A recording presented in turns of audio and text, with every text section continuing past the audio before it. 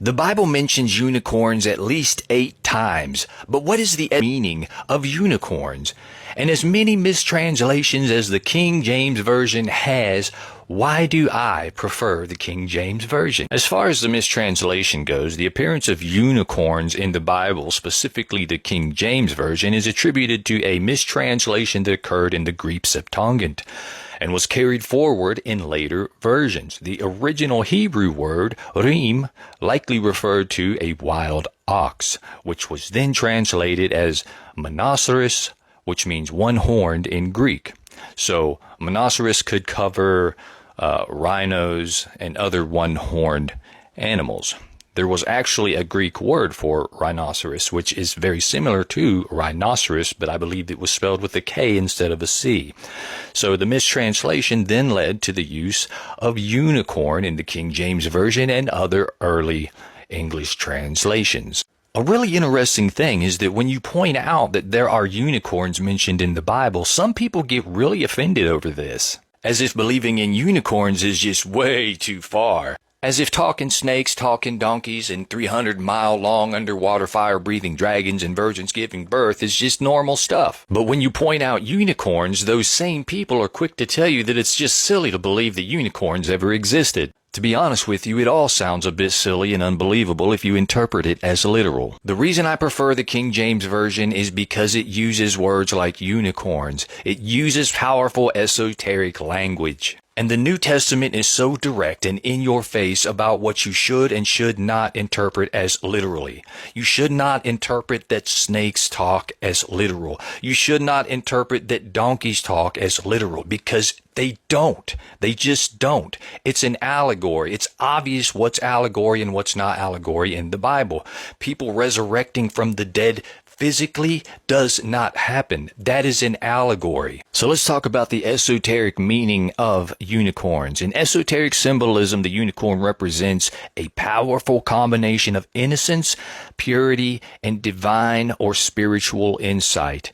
It also symbolizes unity because of the one horn. The objective of reading the scriptures through an esoteric lens is to be able to highlight these attributes within yourself, to be able to bring them to the surface. These symbols, like unicorns, are archetypes, okay?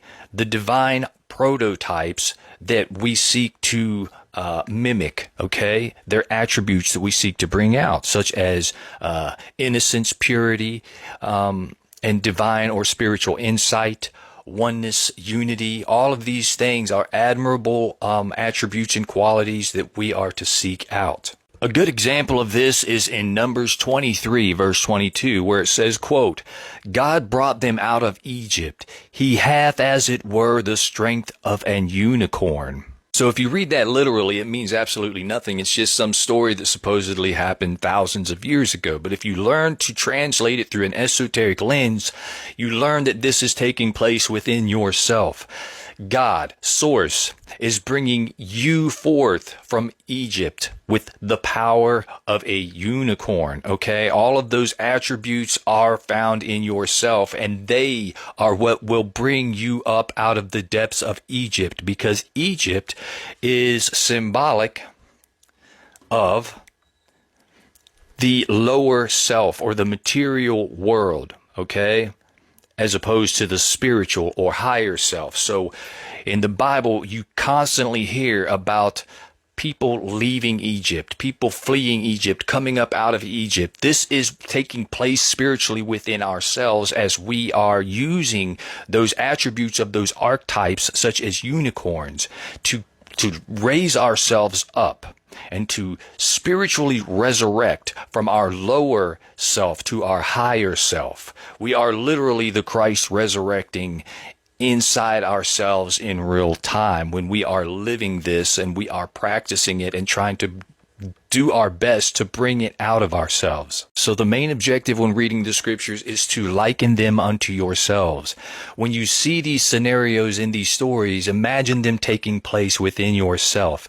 These stories should be bringing you more into reality. They shouldn't be taking you away in your imagination. They should bringing you into yourself, where you are experiencing things that are taking place within yourself. We are all fighting some kind of a battle. We are all trying to achieve something. We're all trying to do better in some way. So that's what these stories are about. It's about becoming closer with Source, with God.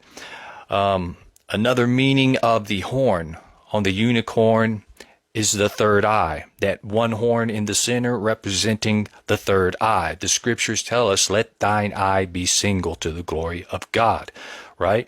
So if your eye is single, you are focusing on the oneness, the source, okay? You are acknowledging that you are not your thoughts.